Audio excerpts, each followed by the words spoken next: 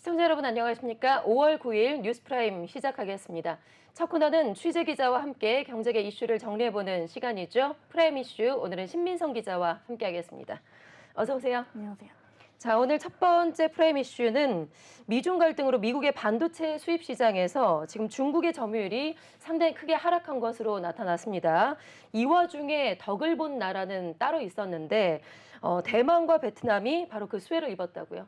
네, 그렇습니다. 오늘 전국 경제인 연합회가 국제무역센터 통계 자료를 토대로 분석한 결과 2018년과 2022년 미국 반도체 수입 시장 내 주요 국가 점유율을 비교 분석했습니다. 해당 대만의 점유율은 9.5%에서 19.2%로 9.7%포인트 상승했습니다. 점유율 순위도 기준 4위에서 1위로 올랐고 2018년 점유율 2.5%로 8위에 그쳤던 베트남은 작년 9.8%의 점유율로 5위를 차지했습니다. 반면 20년 넘게 미국 반도체 수입 시장에서 점유율 1위를 차지해온 중국은 지난 2018년 30.2%에서 3분의 1 수준인 11.7%로 하락했습니다. 점유율 순위 역시 1위에서 4위로 밀려났습니다. 이에 대해 미국은 2018년부터 국가안보 및 자국 공급망 강화를 이유로 대중 수입에 추가 관세를 부과하고 중국 기업의 수출을 제한하며 다양한 규제를 적용하고 있습니다. 네, 자, 미국의 반도체 수입 시장의 점유율을 보면 2018년부터 작년까지 순위의 변동은 없었죠. 그런데 10.8%였던 점유율이 12.6%로 지금 한 1.8%포인트 정도 소폭 상승하는 데 머물렀다고요. 네, 맞습니다. 국내 미국 반도체 수입 시장이 2018년까지만 해도 대만보다 우위에 있었는데 4년 뒤인 2022년에는 순위가 바뀌었습니다. 대만은 한국과의 격차를 6.6%포인트 벌린 상태인데요. 전경련은 대만과 베트남이 미국 반도체 수입 시장에서 중국 입지 약화에 따른 반사 이익을 누린 것으로 분석했습니다. 특히 미국의 반도체 최대 수입 품목인 컴퓨터 등의 부품 분야에서 중국의 미국 수입 시장 점유율은 15%포인트 하락했습니다. 그리고 대만과 베트남의 점유율은 각각 6.8%포인트, 3.5%포인트 상승했습니다. 기타 전자 집적 회로 품목과 LED, 태양전지, 태양광 모듈 등 미국 내에서 급속도로 성장하는 품목도 대만과 베트남의 점유율은 빠르게 늘어났습니다. 자, 이어서 프라임 이슈 두 번째 소식 알아보겠습니다. 국내 자동차 회사인 기아가 앞으로 높은 수익성을 지속할 가능성이 큰 것으로 분석이 됐습니다. 자, 신 기자, 삼성증권에서 기아의 목표 주가를 발표를 했는데 기존에 12만 원이었어요. 그런데 13만 원으로 상향 조정했다고요. 네, 그렇습니다. 이문영 삼성증권 연구원은 이날 종목 보고서를 내고 기아의 올해 1분기 영업이익률은 12.1%로 테슬라 자동차 부문의 11%를 추월했다며 기아는 테슬라와 수익성 경쟁을 할 수 있는 유일한 전통적인 완성차 업체라고 짚었습니다. 임 연구원은 테슬라가 완전 자율주행 같은 소프트웨어 기술로 수익성을 창출하지만 전통적인 내연기관 완성차 업체들은 소프트웨어 기술 열의로 이 같은 사업 모델을 추구할 수 없다고 내다봤습니다. 그는 전통 완성차 업체는 테슬라에 맞서기 위해 모델 다양성을 강조하고 생산 아웃소싱을 통해 고정비 부담을 낮춰야 한다며 이들 업체의 내연기관차와 생산 공장은 전기차 시대의 고정비 부담을 낮출 수 있는 유용한 자산이며 이중 기아의 수익성이 가장 돋보일 것이라고 강조했습니다. 네, 앞으로 전기차 시장의 규모가 상당히 이제 급성장할 것으로 예상이 되는데 임 연구원이 기아의 전기차 수익성이 오는 26년에는 내연기관차 수익성을 추월할 것이다라고 전망을 했다고요.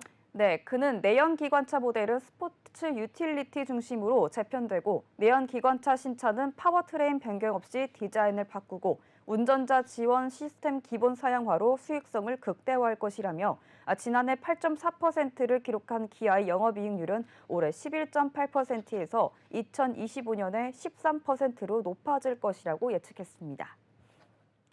네, 이어서 프라임 이슈 세 번째 소식으로 넘어가 보겠습니다. 오늘 롯데 손해보험의 올해 1분기 실적이 발표가 됐습니다. 흑자 전환에 성공을 했다라고 하는데요. 보험 영업이익과 투자 영업이익 모두 플러스를 기록을 하면서 처음으로 분기 기준 영업이익이 1,000억 원 시대를 열었다고 합니다. 자, 신 기자, 이 소식도 자세하게 알아볼까요? 네, 롯데 손해보험이 올해 1분기 흑자 전환에 성공하면서 첫 분기 기준으로 영업이익을 1,000억 원 시대에 열었습니다. 롯데 손해보험은 올해 1분기 잠정 당기순이익이 793억 7,500만 원이라고 오늘 공시했습니다. 지난해 같은 기간 벌어들인 순이익이 105억 원 남짓에 불과했던 점을 고려하면 655.52%에 육박하는 성장세인데요. 단기 순손실을 기록했던 직전 분기와 비교하면 흑자 전환으로 풀이됩니다.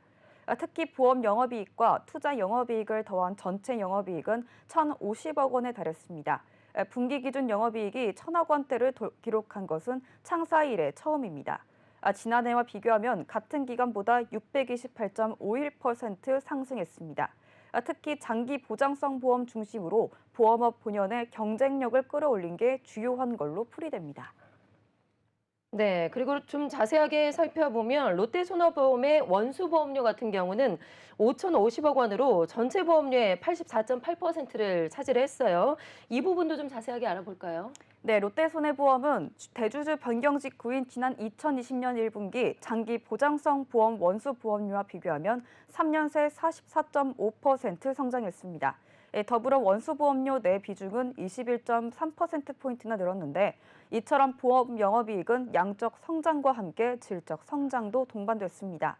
장기 보장성 보험 유지율의 경우 13회차 87.2%, 25회차 79.8%로 업계 최상위권을 유지했고 손해율은 82.7%로 지난해 같은 기간보다 2.2%포인트 개선됐습니다. 장기 위험 손해율 역시 비슷한 개선세를 이어가며 98.2%를 나타났습니다.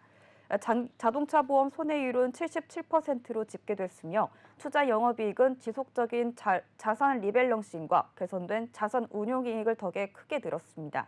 선제 물량 조절과 포트폴리오 조정에 나선 퇴직연금 사업에서 역마진을 최소화한 전략도 주요했습니다. 지난해 말 2조 2천억 원 수준의 환매 조건 부채권을 차입했던 롯데손해보험은 현재까지 1조 8천억 원을 상환해 오는 6월까지 법상 10%로 제한된 퇴직연금 특별계정 차입 한도까지 얼필 상환을 완료할 예정입니다. 자, 그리고 현재 지금 롯데손해보험의 보험 계약 마진이죠. CSM이 1조 9천억 원에 육박하는 것으로 집계가 됐는데 여기에다가 지금 추가로 1,500억 원의 신계약 CSM을 확보했다고 하는데요.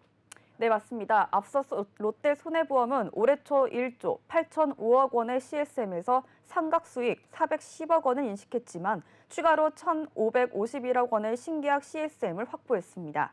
석 달 새 944억 원이 늘어 3월 말 기준으로 1조 8,949억 원의 CSM을 기록했습니다. 이 기간 순자산 역시 1조 4,180억 원으로 528억 원 늘었습니다. 이에 대해 롯데손해보험 관계자는 역대 최고 분기 실적을 기록하며 내재 가치 중심 경영의 체질 개선 성과가 증명됐다고 이는 보험업 본연의 경쟁력을 높여 턴어라운드에 성공했음을 확인하는 것이라고 설명했습니다. 자, 이어서 네 번째 프라임 이슈로 넘어가 보겠습니다. 셀트리온 관련한 소식인데요. 서정진 셀트리온그룹 회장이 최근에 불거졌었던 혼외자 논란에 대해서 결국에는 주주들에게 공식적으로 사과를 했습니다. 서 회장이 어제 셀트리온의 공식 홈페이지에 입장문을 올렸다고 하는데 어떤 내용이 좀 담겼을까요? 네, 서정진 셀트리온 회장이 혼외자 논란에 대해 주주들에게 공식적으로 사과하며 해당 셀트리온 홈페이지에 공식 사과문을 올렸습니다.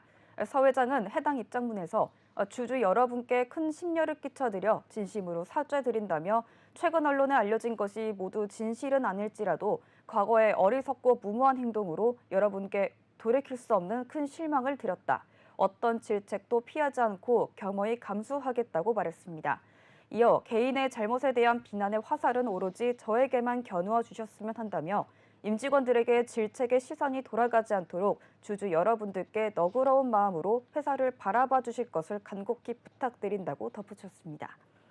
네, 사실 어찌 보면 뭐 사적인 얘기가 될 수도 있었는데 결국에는 이게 알려진 거죠.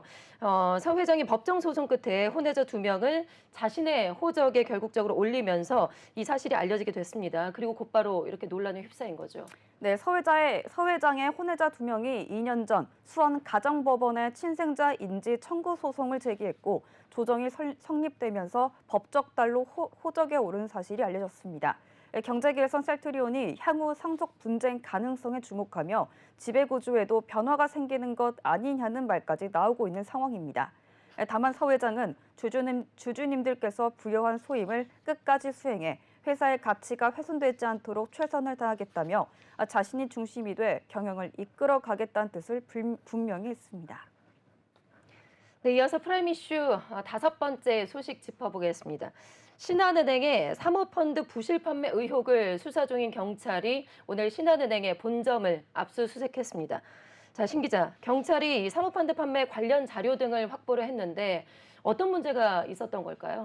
네, 서울경찰청 금융범죄수사대는 오늘 오전 9시 반쯤 서울 중구에 있는 신한은행 본점에 인적자원부 그룹, 자산관리 그룹, 투자상품서비스본부 등의 수사진을 보내 사모펀드 판매 관련 자료 등을 확보하고 있습니다. 경찰은 신한은행이 피델리스 펀드를 판매하면서 상품에 대한 설명 의무를 위반하고 만기일을 지키지 않아 사기와 자본시장법 위반 혐의가 있는 것으로 보고 있습니다.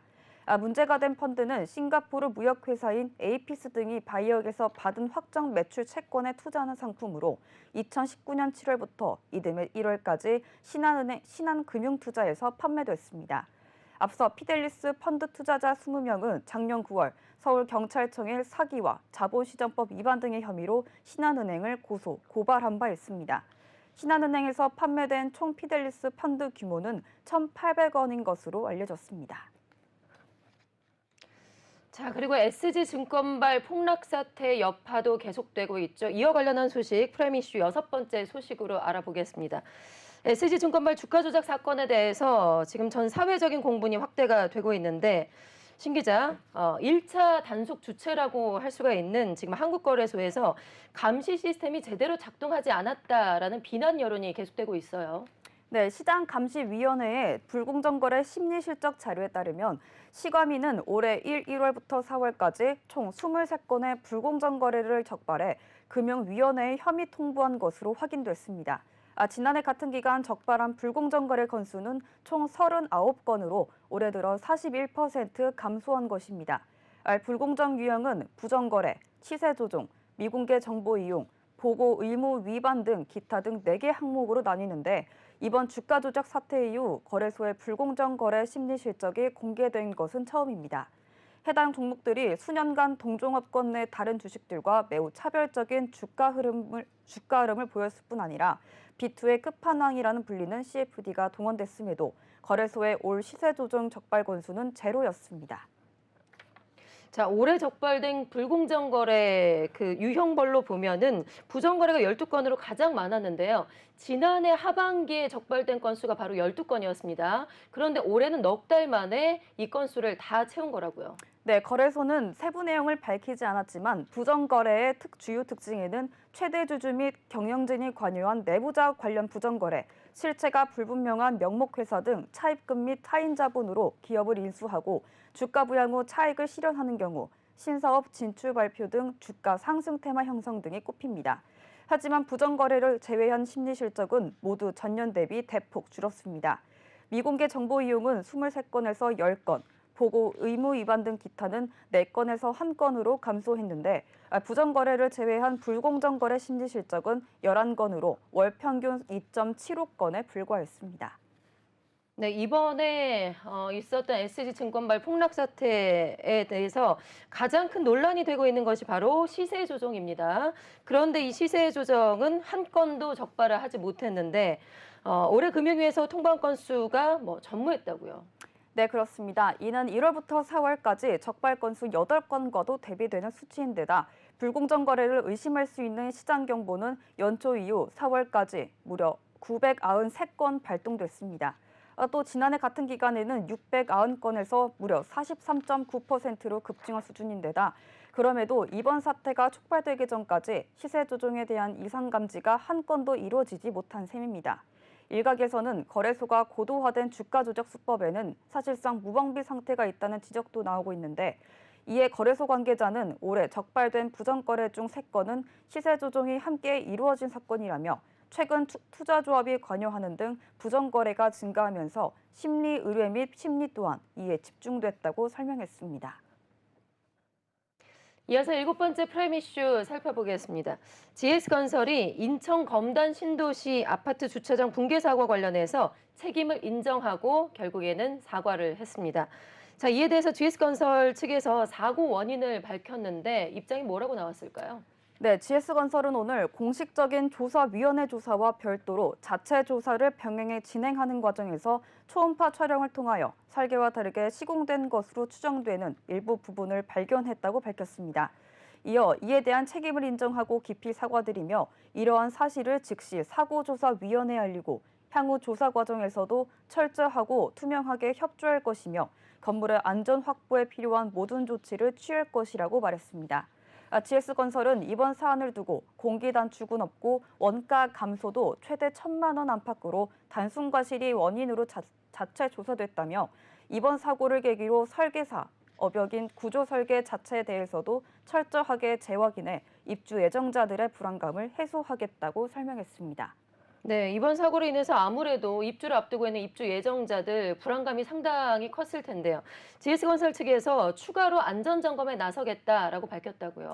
네, GS건설은 현재 공사가 진행 중인 전국의 83개 아파트 현장 모두를 대상으로 공인기관인 한국건축구조기술사회를 통해 정밀 안전점검을 실시하기로 했습니다. 먼저 시공 과정과 상태를 확인하고 이를 토대로 책임 기술자와 교수 자문단의 종합 소견을 통해 아파트 건축물의 구조적 안전성 여부를 입주 예정자들과 직접 확인할 예정입니다.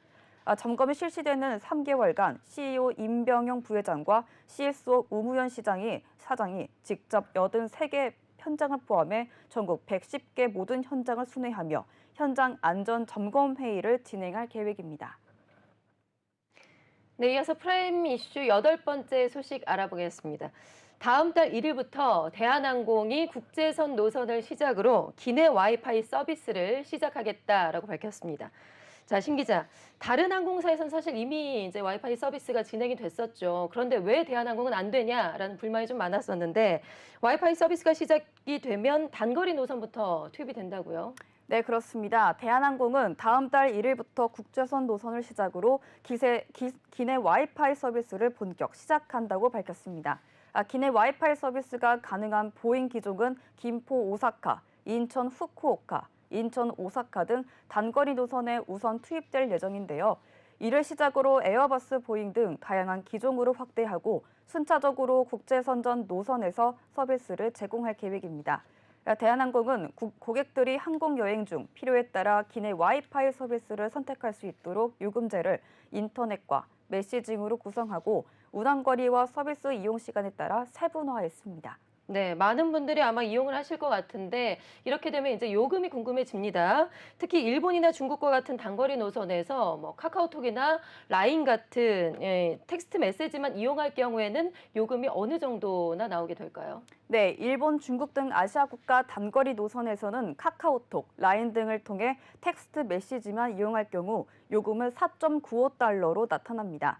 이외 미국, 유럽 등 장거리 노선에서는 웹서핑 사진과 동영상 전송뿐 아니라 화질 488픽셀 이내 비디오 또는 음악 스트리밍을 2시간 동안 이용할 경우 10.95달러, 무제한 이용할 경우에는 20.95달러로 이루어집니다. 기내 와이파이 서비스는 기내 탑승 후 연결되는 구매 전용 사이트에서 원하는 서비스를 선택 후 결제하면 이용하실 수 있습니다. 다만 항공기 이착륙 중에는 사용이 제한됩니다. 이를 통해 대한항공은 서비스 개시를 기념하기 위해 오는 6월부터 8월까지 3개월 동안 서비스 제공 항공기에 탑승한 승객을 대상으로 메시징 서비스를 무료로 제공합니다. 네, 오늘의 경제계 주요 이슈들 프라임 이슈에서 자세하게 살펴봤습니다. 신민성 기자와 함께했습니다. 고맙습니다. 고맙습니다.